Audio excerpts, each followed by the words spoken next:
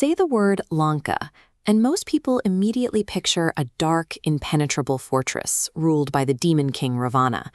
But that menacing stronghold is actually the final chapter of a much older story.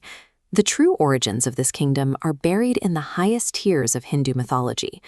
The Golden City actually began with a spectacular cosmic event, the divine marriage of Lord Shiva and goddess Parvati. To understand how Lanka came to be, we have to look past the epic battles of the Ramayana and examine the very practical problem created by this celestial wedding. Lord Shiva is the ultimate ascetic. His domain is Mount Kailash, a freezing, isolated peak swept by harsh winds, where he meditates detached from worldly comforts. That environment poses a serious challenge when you bring home a supreme bride. Goddess Parvati deserved a proper marital home, filled with warmth and dignity. And because these are the supreme deities of the universe, a standard palace wouldn't work. They needed a residence that had no equal.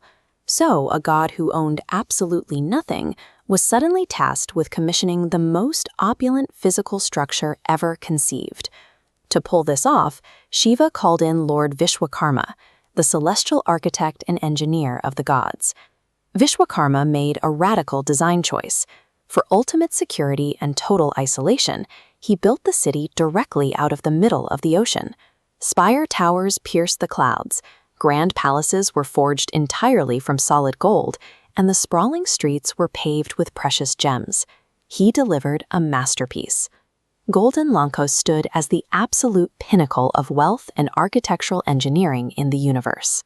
Even with the physical construction finished, divine law dictates that no home can be inhabited until it undergoes a specific housewarming ceremony, the Grah Pravesh. To officiate this vital cosmic ritual, the gods called upon a mortal priest of immense power and reverence, sage Vishrava. Vishrava chanted the Vedic mantras and performed the rites with absolute perfection, completely purifying the Golden City. This perfection triggered an ancient tradition. In Vedic practice, a priest must be paid a fee, known as dakshina, upon completing a ritual. By executing the ceremony flawlessly, the mortal priest bound the supreme deities into a strict, unbreakable obligation to fulfill whatever payment he asked for. Pleased with the ceremony, Lord Shiva offered Vishrava any boon he desired. The sage looked at the glittering spires of Golden Lanka and calmly asked to be given the entire city. The celestial assembly went completely silent. Goddess Parvati watched in disbelief as her magnificent dream home was claimed by a mortal. But Shiva is known as Ashutosh, the one who grants boons instantly. Without a second thought, he smiled peacefully and handed over the greatest kingdom in existence. Parvati felt the very real disappointment of losing her worldly anchor, while Shiva remained entirely unbothered. The infinite material value of Lanka held zero power over him. With the gods departing, sage Vishrava took possession. Over time, the city passed down his bloodline to Kubera, the lord of wealth. Decades later, Kubera's ambitious half-brother, Ravana, would march on the golden walls, conquer the throne by force, and turn the city into the terrifying fortress we know from the Ramayana.